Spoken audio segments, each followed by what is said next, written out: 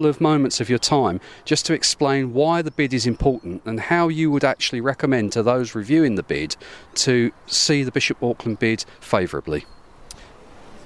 There are two reasons, one's negative, one's positive.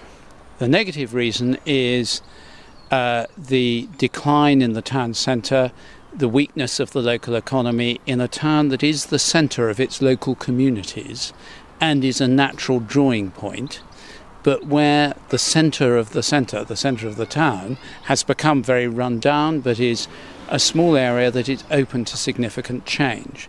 The positive reason is that there are major changes happening at both ends of the main street, which are going to mean that any resources put in, any effort made, is going to be leveraged up incredibly effectively. First of all, Auckland Castle has a major, massive regeneration project with millions of pounds going in, which is going to draw the best professionals estimate between 100 and 200,000 people a year who are going to have to go shopping and do all kinds of things if they've got the opportunity. The second is that the railway at the other end is going to open up to a steam railway, which itself will also draw people and keep them moving up and down the main street. So you've got need and you've got opportunity.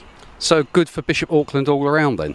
Yes, I think this is something which could turn into, it's a manageable size, it could turn into a case study about what you can do. We have a wonderful platform that we can build on, and what we have to be mindful of is that we don't keep addressing the past. We have to look to the future and how we can make this a vibrant town again and encourage people to want to come to the town, to visit, to have a bite to eat, to spend their well-earned money.